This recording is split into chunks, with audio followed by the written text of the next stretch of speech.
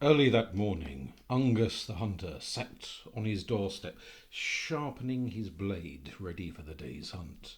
The blade was curved and shaped not only for the killing, but also for the skinning of the beasts of the hunt. Now, Angus was not a hunter of deer, he was not a hunter of wild boar, he was a hunter of the seals, for he lived on the coasts of Scotland, and he had inherited that knife with its curved blade and its seal bone handle from his father, who had inherited it from his father, who had inherited it from his father. For they were 4 generations of seal hunters. When the blade was sufficiently sharpened, he made his way down by the cliff path to the beach and to the great flat rock that he used to like to sit on whenever he went out hunting, or even just to sit and watch the sea and think. And on that day he sat there in the early morning sun, gradually warming up. And to pass the time he took a flute from his pocket, a bone flute made from the bone of a seal, which he had inherited from his mother, who got it from her mother, who got it from her mother. And he began to play the only tune he knew upon the bone flute. And as the notes echoed across the bay, heads began to appear out of the waves, and great liquid brown eyes watched him from the east and from the west and from the north. They watched him. And as he watched, it seemed to him that voices echoed across the bay. Multiple voices, singing in a language that he did not understand. Ai-on-da, ai-on-do, ai-on-da, o-da-da, ai-on-den-e-o, o-da-da.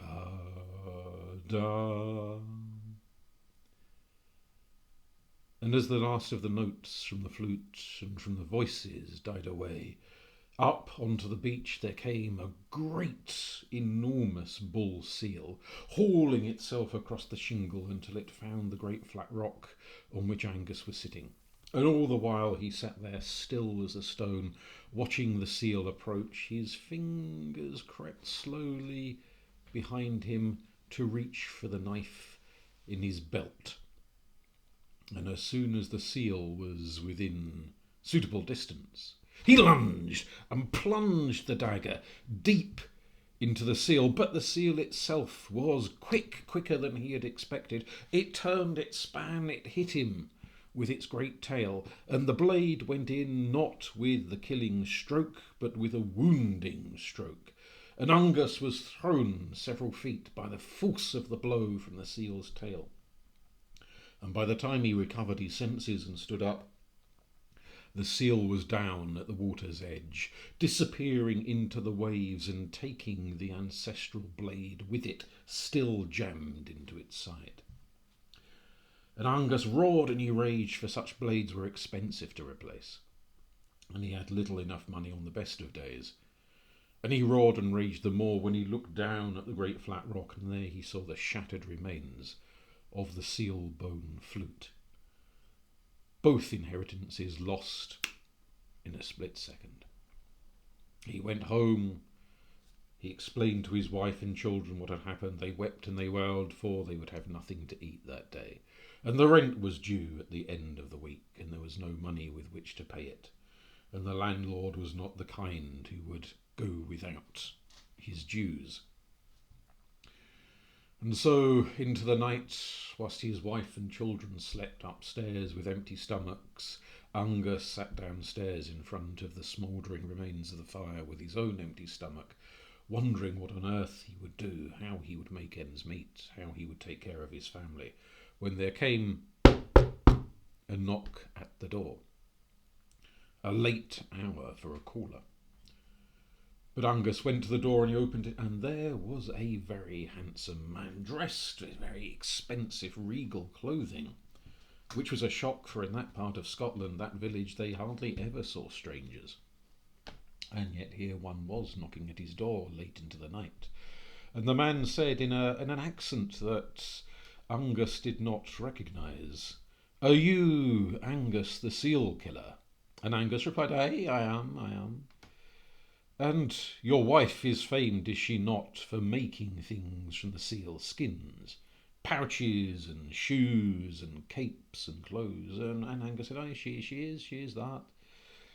And you yourself are famed for whittling the bones of the seals into the handles of knives and forks, into pendants, into tools, into all manner of things." And they said, "Aye, I am that." "Well," said the stranger, "my father is a rich man, and he would buy from you a selection of your wares. Will you bring them, and I will take you to him, and you can show him what you have, and he can choose what he wants to purchase." "Well, would you not prefer to go in the morning?" asked Angus, and the man insisted it had to be then and it had to be there.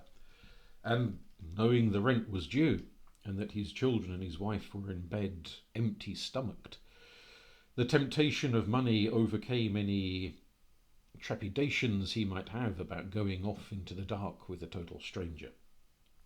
And without waking his wife or his children, he went out into the night. And there, to match the rich dress of the man, was a very expensive-looking horse, with a fine saddle and fancy-looking reins and brasses. The man, agile, leapt up onto the horse and reached a hand down and helped Angus to get onto the horse behind him, and off they rode, galloping and galloping and galloping into the night. And Angus realised they were heading towards the cliff path, and at first he assumed the man knew where he was going. But as the horse sped up and sped up and sped up, he began to panic and said, You must turn to the left, there's a cliff. But the horse got faster and faster and showed no signs of turning to the left. On and on they rode, and again Angus said, You must turn to the left. But on they rode, and they leapt, flying into the air over the very edge of the cliff, spurring down and down and down and down. And as they fell, the horse, being the heavier, went faster than the two men who departed from their seat on the back of the horse. And in the instant before they all plunged into the ocean waves, Angus saw the horse shift and turn and change, and horse became whale, and crashed into the ocean, causing a great plume of water to fly up, and almost making a crater in the waves as it went. And Angus and the rider went into that crater. Oh, it was cold, it was like ice, it was like death, clinging to him, soaking him to his very fibre. And coughing and spluttering, he pulled his head above the waves and thought he would die at any second. And then the man's head bobbed up beside him, and this strange rider clasped Angus aside the face and kissed him full upon the mouth.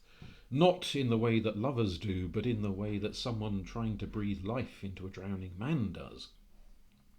And a burning heat spread through Angus.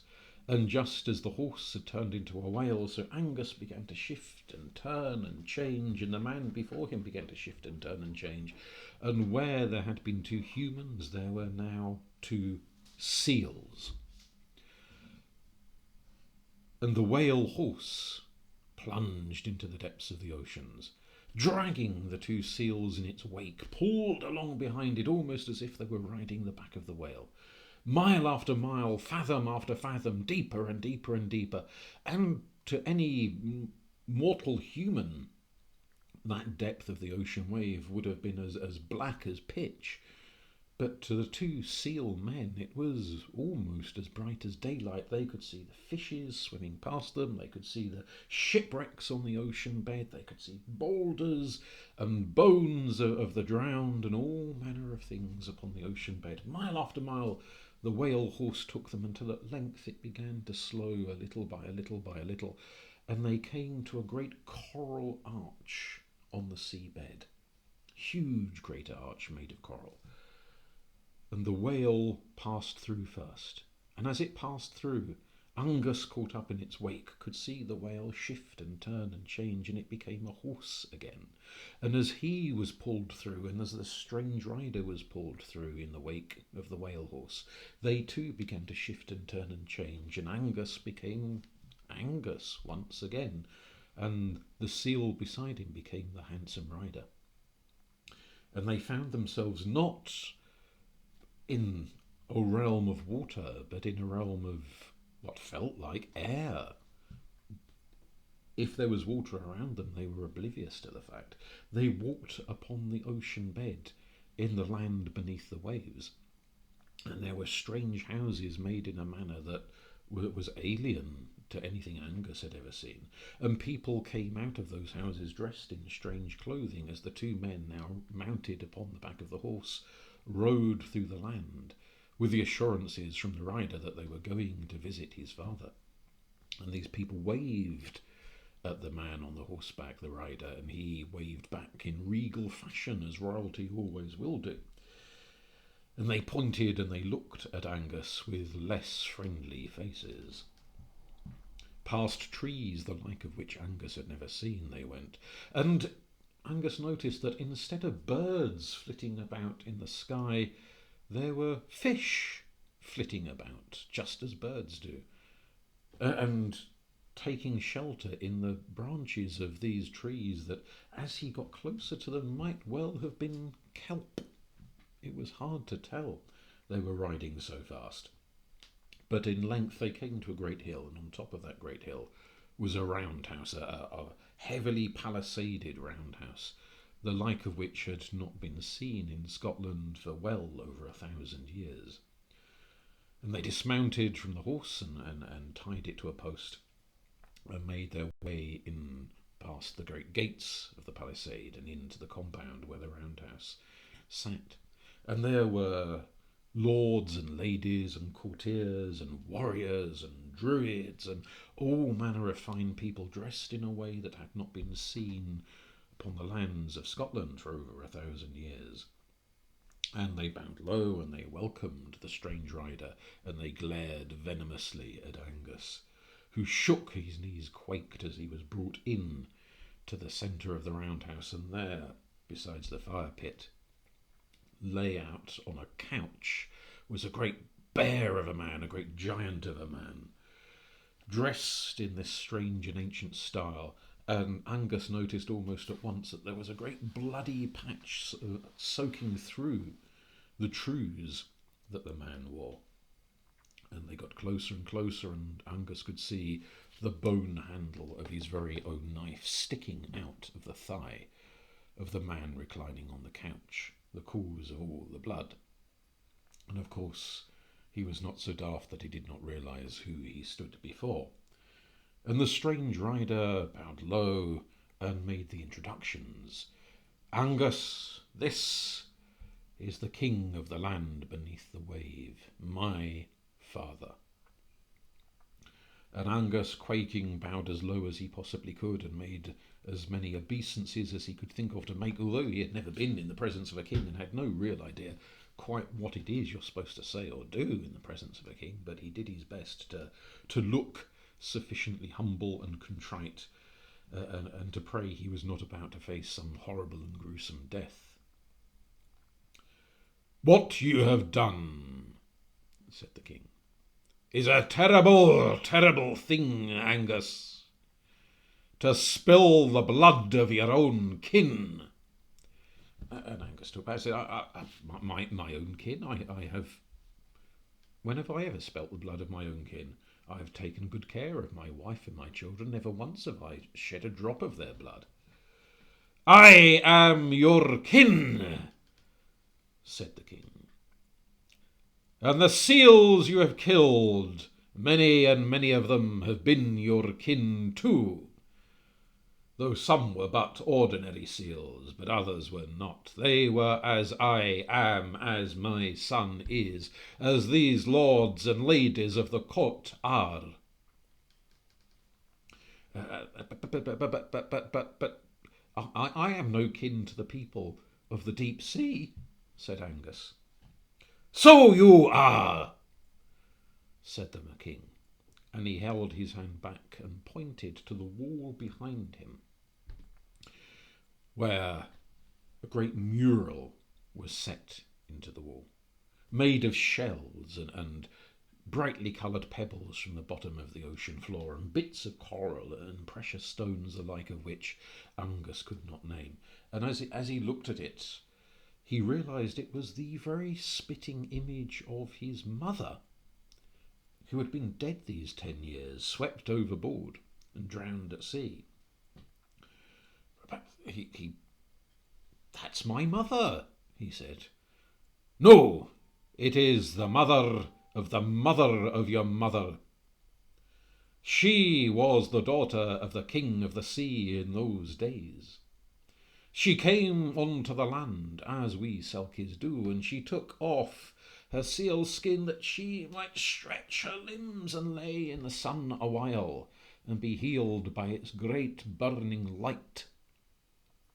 And as she lay there asleep, your father's father spotted her and fell for her, be it lust or be it love, who can say? But he fell for her, and he came up, and he crept up, and like a thief in the night, he took her seal skin, and made away with it, and hid it somewhere. And then he came back just as she was awaking from her slumber, and looking around for her seal skin, and panicking that it was no there. Well, this father of your father's father said to her he was in love with her, and she could not go back to the sea without her sea skin, and she saw the wisdom of that. And she had no resources upon the land, she had no clothes, she had no food, she had no roof above her head, she had no money, no nothing. And he promised her all those things if she would but marry him and stay with him. And being forced into such a position as she had no choice, she agreed. And she was married to him for many a year and gave him 3 children, including one of your ancestors, as well as your aunts and your uncles from many a generation ago. But then one day, one of them, well, he saw his father going into a cave by the sea, and behaving most strangely, and coming out, looking again like a thief in the night. And he wondered what his father was up to, and so he slipped into the cave, just to be curious, as boys will.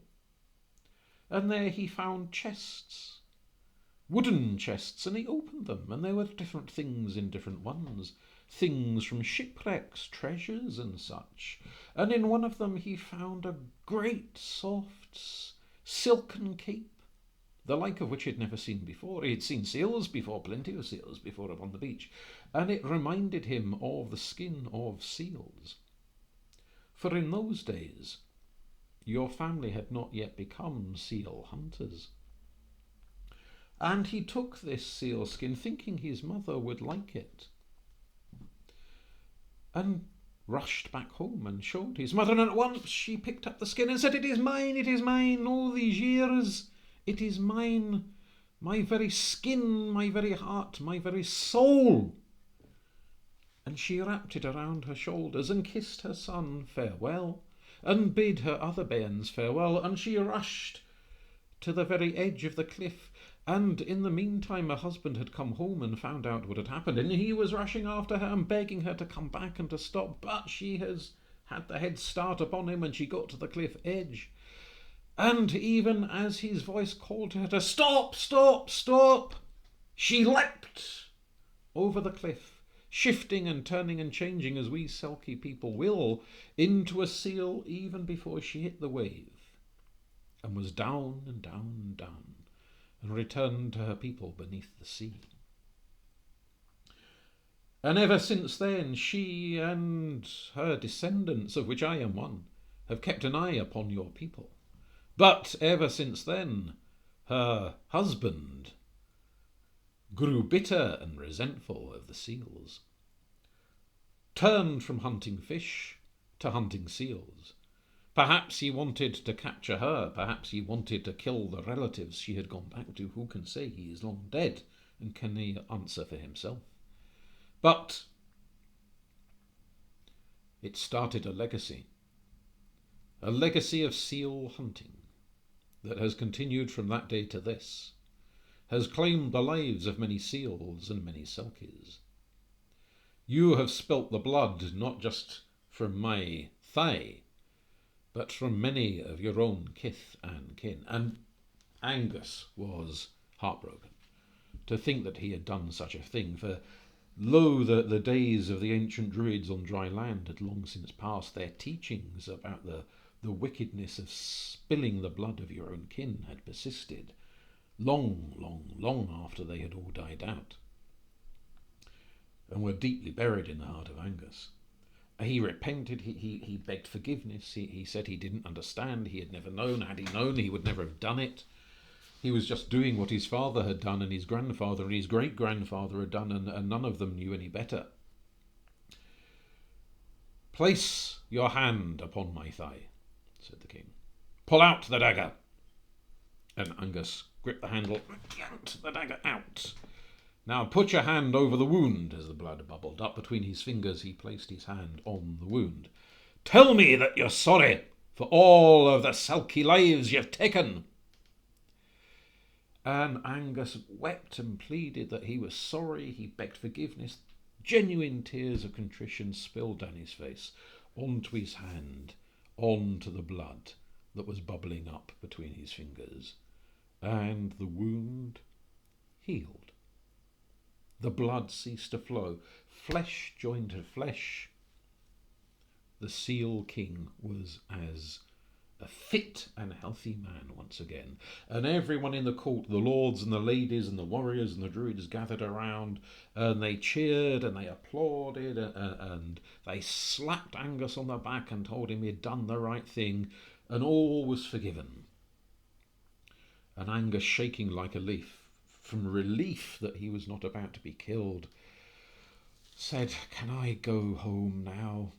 And the king said, yes, you must go home. Back to your wife and your bairns, you must go home. But take this. And he handed Angus a pouch, and Angus heard the jingling inside it and opened it up and saw 24 big, bright, white pearls within the bag. "This'll pay for your rent. It'll pay for the food upon your table. But I want you to swear, from this day forward, you'll no kill any more seals. You'll find some other way to make your living, the way your family did before they turned to killing the seals." And Angus absolutely pledged that he would. And the prince, the strange rider, slapped him on the back and said, "We must away now." And they left the palace, got on to the back of the horse, galloped across the land, and the people who came out to wave at the prince also waved at Angus with smiles upon their faces. They came to the great coral arch, and as they passed through it, horse became whale, men became seals, and for mile upon mile and fathom upon fathom they rode back for the ocean wave, seeing the shipwrecks and the bones and the great clouds of fishes swimming past, and all manner of strange beasties, the like of which Angus had never quite seen, including the great tentacled octopi that live at the bottom of the ocean and are far too clever to ever end up in a fisherman's net. And at length they came to the shore, and whale became horse and seals became men as they broke through into the air, and the horse's hooves touched upon the shingle. And at length they arrived outside Angus's house. And the strange rider helped Angus to get down, embraced him, said farewell to him, warned him that his ability to become a seal was over, so he should not take any chances of chucking himself off cliffs again, but that they would all be in touch. And off he rode into the dawn light. And Angus, quaking and shaking, opened the door and went in, and his wife was coming down bleary-eyed and wondering where her husband had been all night long. And there he was, quaking and shaking and telling her this story which she didn't really believe until she saw the bag of pearls, a reality she could not deny. And she jumped for joy. The children would be fed, she would be fed, her husband would be fed, the rent would be paid, there'd be clothes upon their back, all of their bills and their debts would be cleared. And Angus was as good as his word from that day to the end of his life. In great old age, he never once killed another seal. He instead returned to the much older trade of his family. He went back to being a fisherman, and whenever he set to sea in his coracle, he would cast his net into the waves, and the heads of seals would bob up and call to him in a language that he gradually began to understand, although it took him a while. And like sheepdogs upon the land herding sheep, the seals, the dogs of the ocean, would herd fish into the nets, so that when Angus hauled the nets in, they were heavy and laden, and he had so much fish he could afford to live a good and decent life and look after his wife and his children, and as they grew up they inherited the same trade and were looked after by the seals in the same way, and indeed they became so well off they could look after many of their impoverished neighbours and make their tiny little village a happy and joyous place to be in.